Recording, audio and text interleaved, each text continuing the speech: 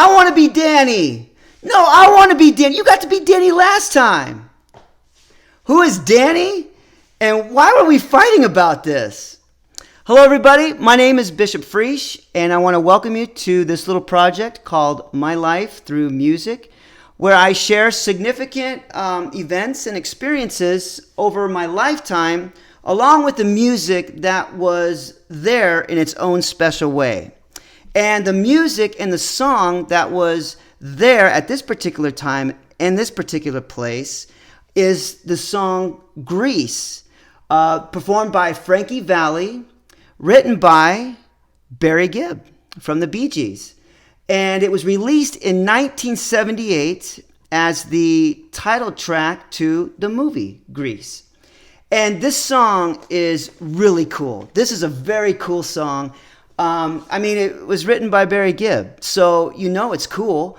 And when you find that out, I don't know about you, but when I first found that out and I listened to it, I was like, oh, yeah, that totally sounds like a Barry Gibb song, at least to me.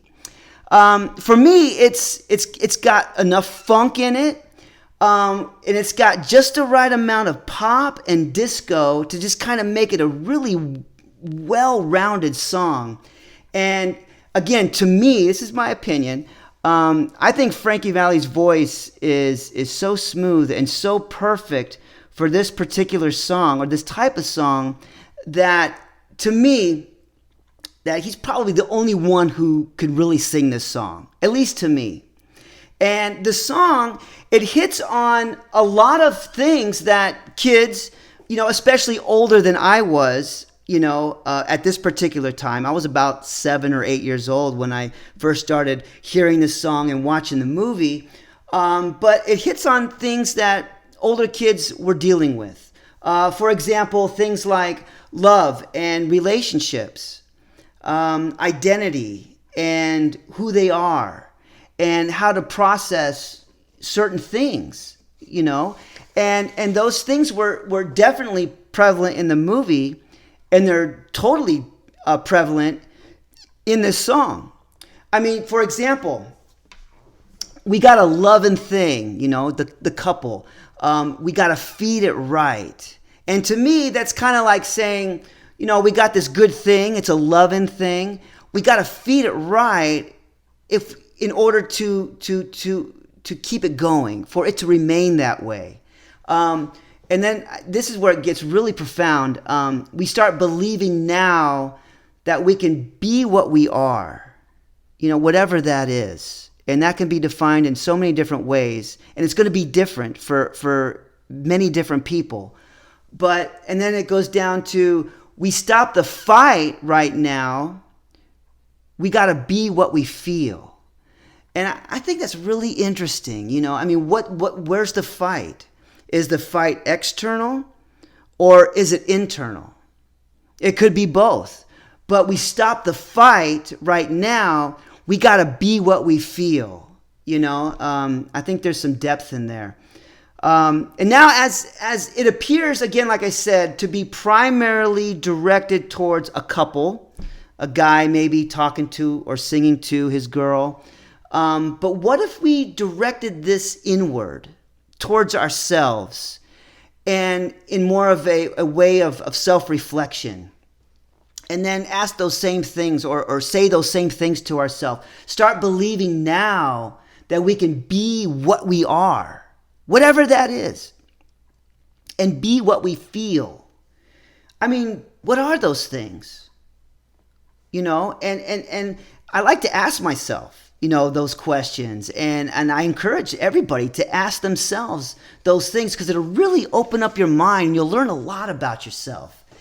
And then when you go down a little bit more, it gets to my favorite part where it says, this is the life of illusion, wrapped up in trouble, laced with confusion.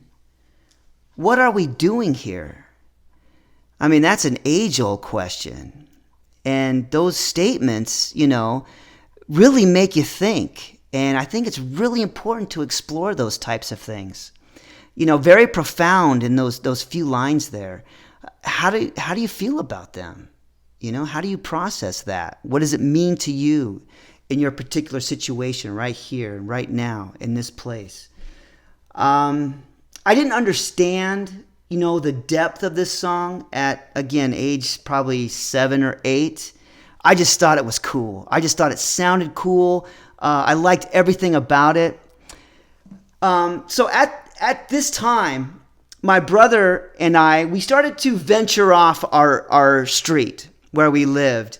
And we started to go into other streets in our neighborhood. And we started to meet other kids, and we started to form a group, along with the kids that we knew already from our street, of a pretty large group of kids who played really well together. And we got along, really well together. And so, you're talking about a time where we believed that new shoes could make us run faster.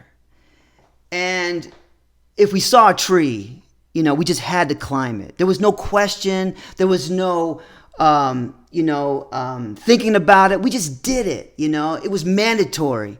And our bikes were motorcycles, It was really a time before we allowed life and our own selves and our own minds to put a limit or a cap or a ceiling on our imaginations. It was just whatever you can think of, whatever you can dream of, it was there in your mind. And we didn't question it. We didn't judge it. It was just there. And we enjoyed it. And one of those kids who lived on the street that was behind us and a couple houses down, he had this record. He had this soundtrack. And we would go to his house and we'd go in his room and we would play it on his record player, which was a lot better than the record player that I had. This thing, mine was a piece of junk. But this one was much better. It sounded better and it was a lot louder and you got a fuller sound. And we'd play this song over and over and over. And while we played this song, and we played other songs too, but we kept going back to this song. And when we played this song, we would take the album, we would open it up. Now, I don't have that particular album, but I just to show you what we did. This is one of my mom's, or it might have been one of my aunts, my mom's sisters. They both got their names on it. Siblings, my brother had my stuff. He had I had his stuff. But what you could do is, this is an example of what it did, and you could open it up. And this particular album has pictures, just like the Grease one did. But it's kind of funny. I'm looking at this. My mom, she wrote the names. You got the Beatles. Where is it? Oh, there they are. And she's got their names. Like this is John. This is Paul, George, and Ringo. It's kind of funny, but that's what girls did, at that age. And so we would open it up and we'd look at it and we would just imagine, the movie, and we saw the movie, and then once we got bored with that, we would go outside and get on our bikes, and we would say, hey, you want to play Grease? That's what we called it. That was the name of that game, and I know it sounds corny and kooky, but, like I said, I'm trying to be as honest as I can, even if I look, goofy. But that's what we called it. Hey, let's go play Grease. And what we did, we didn't have cars, obviously, but we had bikes. And what we did with our bikes, we pretended that our bikes were motorcycles. And we would ride around on our bikes and we would act cool and we would say cool things. And, we would pretend that our girlfriends were riding on the back, and what we do is we would find soda cans and we would stomp them with our feet and we'd flatten them out as flat as we could get them. And then there was a way that you could wedge the soda can, aluminum can, into the frame of the bike where it would stick out far enough to where the spokes, when you pedaled the bike, would hit the the aluminum can, it would make this horrendous sound that I don't know what it sounded like, but we would pretend that it was the motor or the engine of our motorcycles. And then we would say, well, I'm Danny, and then that's where the argument would come from. No, I'm Danny. You were Danny last time. And so we'd argue back and forth. And my brother would say, I've never been able to be Danny. And we'd say, no, you're one of the nerds. You're going to be one of those guys. And we wanted to be Danny because it was played by John Travolta, and he was the star, and he was the coolest. And we all wanted to be the coolest. We wanted to be Danny. And it was funny because my parents would, they used this movie as an opportunity to show us what it was like, when they were growing up at that time and that place, when they were that age. And I remember my dad, he would point out the cars. He'd say, oh, look at that. I think that he'd say, that's a 55 right there. Or he would say, oh, look at the fins on that one, I guess. And he could tell by the body style, And, my mom would talk about, the way they dressed, the way they did their hair, the skirts, and the way they danced and stuff like that. And it was really cool. And now, as I'm, their age and even older, I find myself doing the same thing with my kids, with movies of my generation, not with Grease, but with my movies that were in my generation. And there's two movies that immediately come to mind. And the first one is The Breakfast Club. And the second one is 16 Candles. I made my kids watch those movies. And, I would talk to them about the time, and I talked to them about the vibe, and what was going on at the time. And I think they appreciate it. I think they have a better understanding, of where I came from and what it was like. And hopefully they do that with their kids, with the movies that shaped them at that certain age.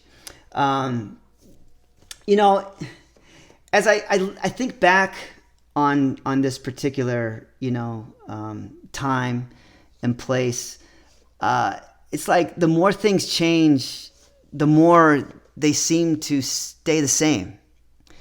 But at that time and that place, it was our imaginations that made those times so fun and so real. At least in our minds it was, And I do have more to say about imagination in my next video. But right now, I just want to just sit back and just think again, what it was like when I was that age. It was so much fun. And we really did believe that new shoes could make us run faster. We would build forts, and those forts were castles. And yes, bikes were motorcycles. And we always had, even though it was in our minds, we always had the cutest girls in the world riding on the back, holding on to us. And this is why this song is in my library. And this is why this song is where it's at in my Life Through Music playlist. I really encourage you to check this song out and think about what song fits for you, that time and that place and that motion. As always, I know your time is valuable, and I want to thank you for spending just a few minutes with me, and I look forward to seeing you in the next video.